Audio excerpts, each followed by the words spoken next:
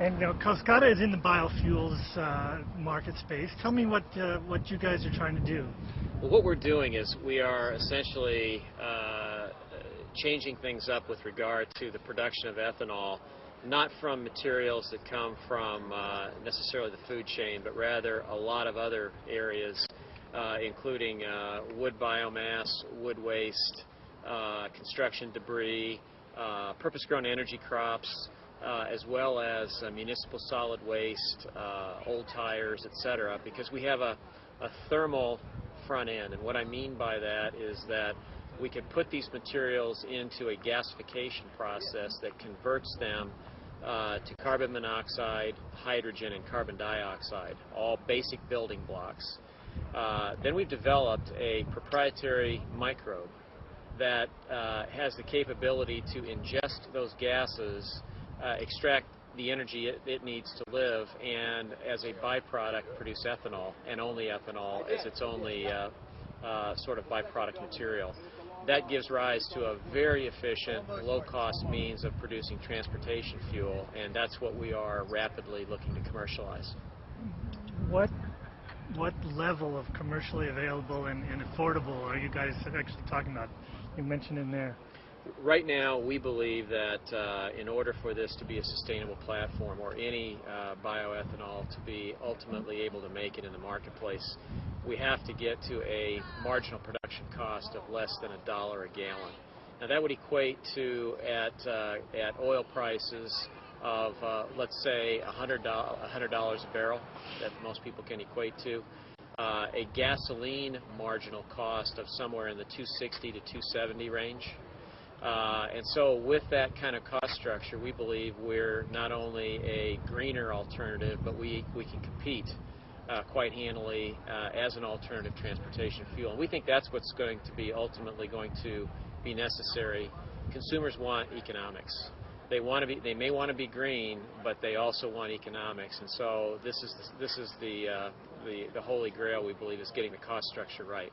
Do you think the public understands that this kind of research and development is going on, or are they consumed with what they see in the newspaper about corn ethanol? Well, I think the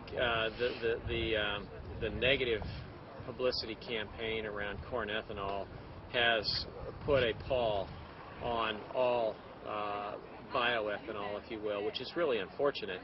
I regard the corn ethanol guys as pioneers. They've done marvelous work to get us to the point where we're at today. But there is really, truly a question about how much further that can go. They're not evil. They're not starving anybody. But the fact of the matter is the platform just isn't ultimately going to be big enough to really matter. And that's, I think, where the next gen guys really come in. And I don't think the public is aware that these technologies are coming, and they're coming with the speed that they are. Well, talk about that a little bit. What are you guys forecasting, you and the other companies on that panel, what are you forecasting for viable production levels of these kinds of quantities of ethanol? Right now, we believe our technology is far enough along. The microbiology that we have developed is commercially viable today. We have no more biological work to do on our biocatalyst system.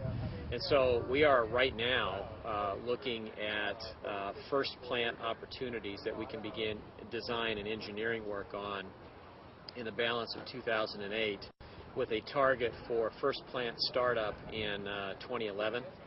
I would like to tell you that we can go faster, but when you're talking about a $300 to $400 million capital facility, it takes time to build those and build it properly. Now, we believe once the first plant is commercial in 2011, multiplying that rapidly will occur because we'll have a variety of interested partners that will want to build these plants either co-located with other industrial facilities or in a standalone fashion on greenfield sites. Can you talk a little bit about coming to an event like this and getting together with other companies in other sectors? You know, you're in biofuels, there's water tech, clean tech, solar. Does your company see a value in this sort of conference and networking in this space? Well, I think there's a lot of value in this from the standpoint of understanding what's happening out there in the space. To me, and I really think this is true. I see it certainly in my own company, and I see it in a variety of the other companies that are here at a conference like this. Entrepreneurial effort here is going to, I think, really make a huge difference. And venture capital backing of these entrepreneurial efforts is an essential type of a thing.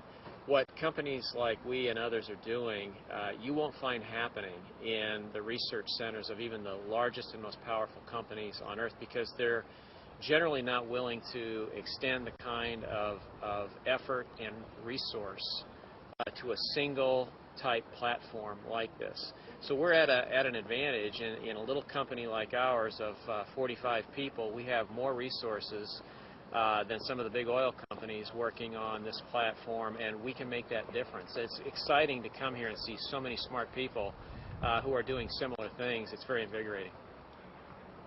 And that's actually